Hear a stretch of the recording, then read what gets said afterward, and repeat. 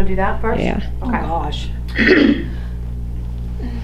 So in what ways would you say that the pandemic has affected this particular program? Oh, well, two ways. First of all, we never know when a school might close.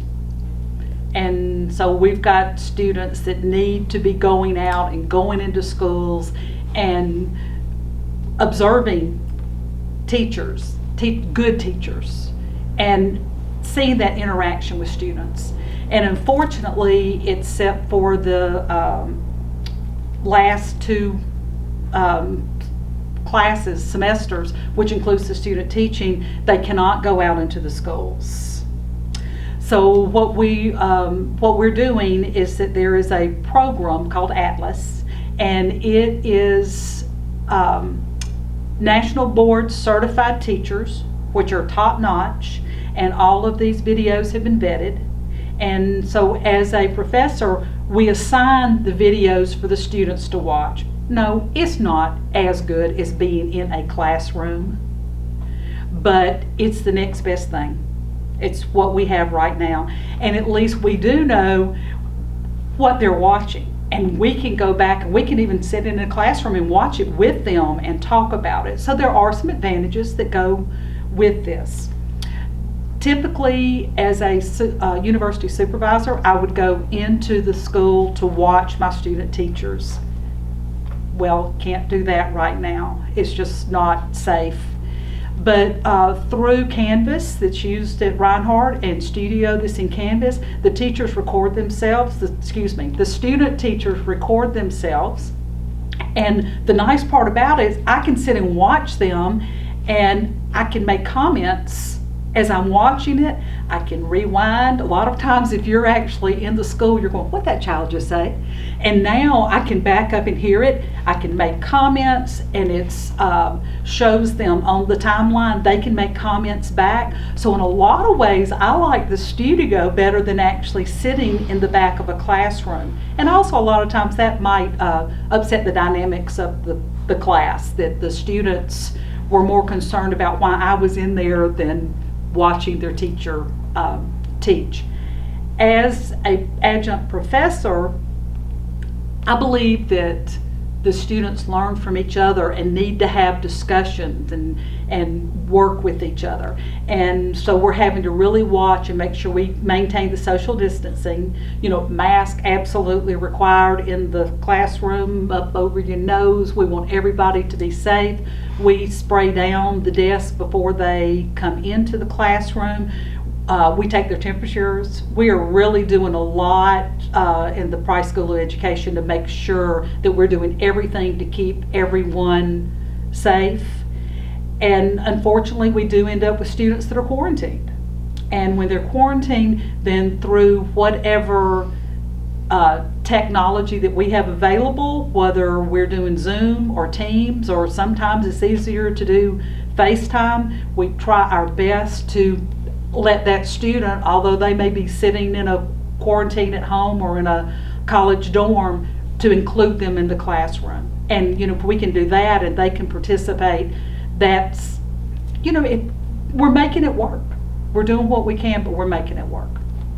So are you teaching the teachers different instructional methods or strategies now that this past year's teachers are going to go into a schoolroom in a different world before pandemic? Is there things new that you guys are already incorporating into this degree now that you know what you know about this pandemic and how education has changed? Because if there's anything that has changed if there's anything that has changed in our world, it is education. Oh, absolutely. So how do you prepare students for the new education world that this pandemic has created?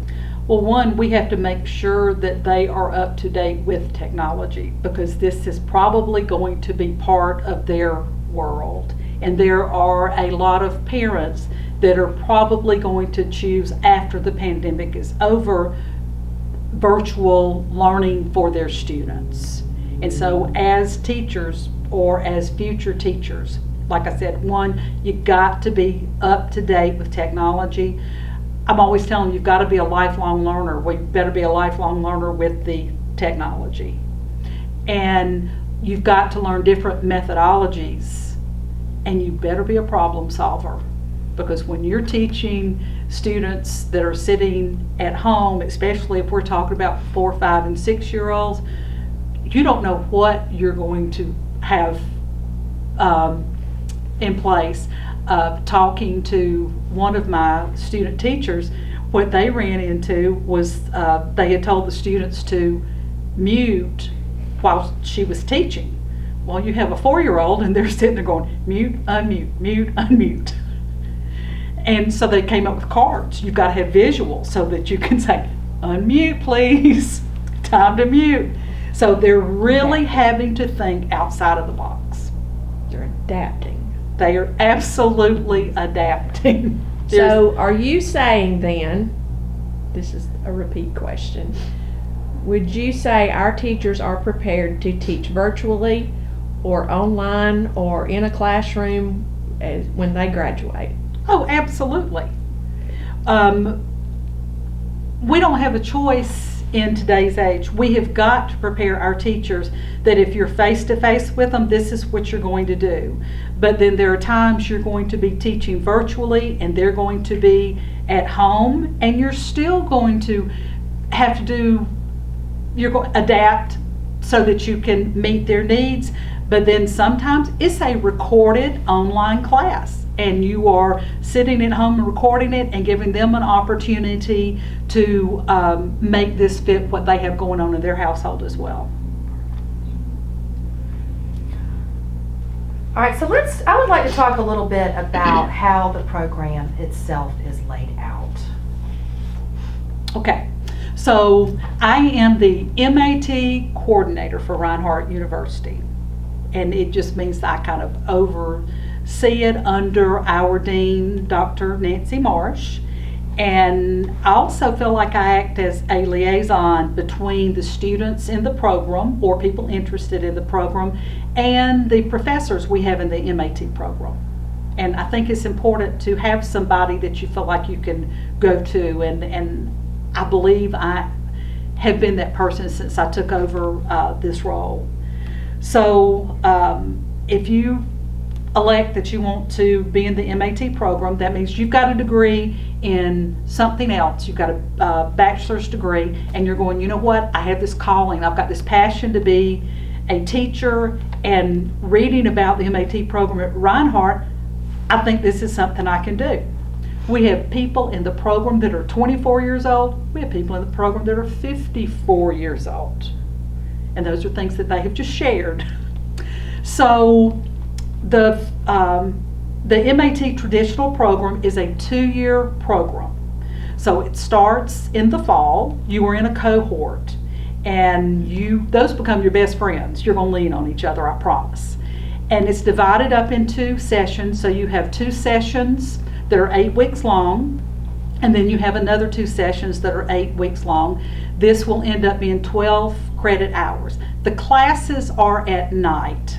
They're from 6 until officially 10:50, and then yes, you will have assignments that you will be required to complete before the next class, or maybe summative assignments that are for the end of the class. So you will have your fall session, then this will repeat again in the spring with different classes. It will repeat again the following fall with another 12 hours, and then your 4th semester, which typically is spring, you will student teach. Now, up until student teaching, you probably will have a job somewhere. You may be doing something in a school, or you may be in the business world. Right now you may be working from home, and so you can continue your job, and then at night you would have your class 2 nights a week. Typically these are on Monday nights and Wednesday nights. And then during your student teaching, that's when you will have to take a leave from your jobs, because you will be assigned to